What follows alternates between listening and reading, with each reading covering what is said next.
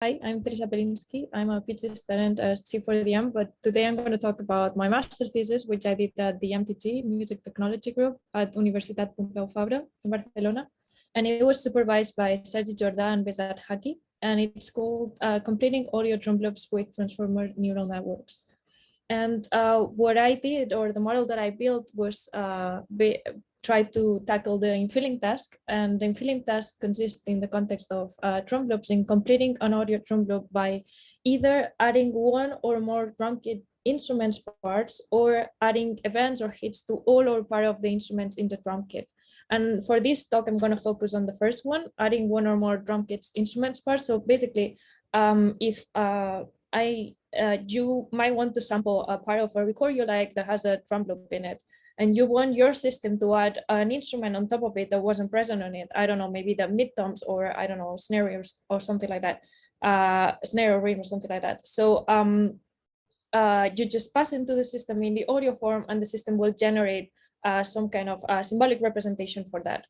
And let me talk about the state of the art. This was a similar work was done by Gillick et al., but that's the Magenta team. But what they do, they had a symbolic input and a symbolic output. In my work, I have an audio input and a symbolic output. I'll talk about that later. And then the model they used is an LSTM. And what I did in my work is use a transformer encoder, which allows for parallelization and avoids recurrence during training. And parallelization and avoiding recurrence during training makes the work train much faster. And also, and also, I was just hearing someone.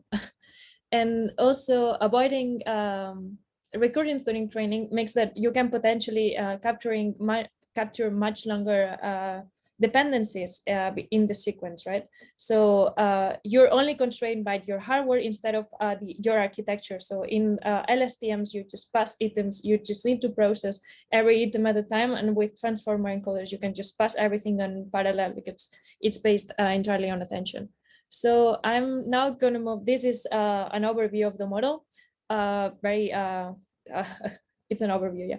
You have an audio input, and then you go to a symbolic output. And now let's talk about what I think is the most interesting part of it, and it's the audio direct representation that I used. So one could say, why don't you just transcribe it, feed it into the transformer, and then generate the symbolic output? Because yeah, transformers were like developed in NLP, they deal well with symbolic stuff. Why don't we do that? Well, there's several reasons for that. First of all, audio drum transcription, it's not an easy task. You have a strong overlap in the frequency domain, strong overlap also in the time domain, because you play stuff at the time. The percussive sounds, drum sounds have very broadband noise-like spectra. So it is hard to transcribe them. That on the one hand. On the other hand, also, we are trying to generate something that goes well with the input. So we do not necessarily need to transcribe it. If someone's playing something and I'm trying to play something that goes well with it, I do not need to transcribe it in my brain in order to play something that goes well with it. So the intuition that we had in this work is that maybe the model can also have this sort of intuition, like capture the group of it, of the audio, just by capturing some kind of compressed audio representation and then generate something that goes well with it. So now I'm going to talk about how we did this representation. So I'm going to go step by step. First, what we did was obtain the onset strength spectrogram. I took this from a paper by Carret and Bello. What they do there, it's audio drum transcription. And this is one of the features they use for the input of their system. It's basically a spectrogram with some sort of filters, similar to a Q-transfer, actually. And what they do is for each frame of the spectrogram, they subtract the mean of the 22 previous frames. So it just emphasizes the onsets, basically. And then what we did is reduce the frequency content to 8 bands. These 8 bands are suggested in a paper by Herrera et al. In this paper, they are doing drum sound classification, and they say these 8 bands work very well for drum sound classification. So these are the bands that we used. We just selected the maximum value in that band and map it to the band. So we obtain, like, now we have 8 bands in the frequency domain. We compress the frequency information, And then what we did was pass every frequency band through an onset detection function. The onset detection function is the one by Librosa, and what it does, it says, okay, here at this particular time frame, there's an onset happening. And then now we do the time reduction. And what we did is mapping every onset to some sort of grid. So we always had 2 bars, and then we divided each bar in 16 time steps. So we had 32 time steps, and we just mapped every onset to the corresponding grid in this division of 32 32 cells. And then what we did is saying, okay, at this the distance to the closest time step is that amount of time, so that it's micro timing with respect to the grid. And then we also got the amplitude, and that's how we compressed the spectrogram. We compressed the audio information into a very compressed representation that has a micro timing information, the amplitude of the onsets, and also frequency information, because we had these 8 bands. And now I'm gonna go through 2 of the results we had.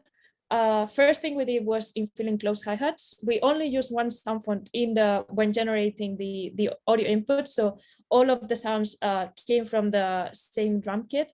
And then also we compared the symbolic representation with an audio direct representation. So this was sort of seeing how much are we losing or are we gaining if we are avoiding transcription. And we saw that, okay, the results with the symbolic representation were better, but only a 4.3% improvement in accuracy, which is not that much considering that we are just feeding the audio and we are avoiding having to transcribe things. So it opens a new scope of applications and so on. And then another thing with it was training jointly to infill both kicks and snares. We used multiple sound fonts here, so sounds came from more electronic sounding drum kits with more reverberation or more acoustic ones. And then also something we did was augmented the data set by presenting different variations of the same pattern. So the same pattern without the kicks, without the snares, or without the kicks and snares. And by doing this augmentation, we obtain much better results. We obtained, in average, we had an 83.4% accuracy in hit prediction, which is very good. But then something that was happening is that we had a huge gap between the validation loss and the training loss. And I suspect that this was because the model was kind of learning what we were doing, that we were presenting different phases or different versions of the same patterns. And there's this paper by Mike Knott and Peters, which is very interesting, in which they talk about how models sometimes overfit augmentations. And maybe some way of avoiding this would have been when you remove the kicks or the snares, you can just add some noise to add some noise to the offsets or something like that, to the micro timing or something like that, so that it's more difficult to the model to predict, to overfit the augmentation. And with that, these are my references. There are some links there for further info, and yeah, I'll be happy to take questions. Thank you for listening.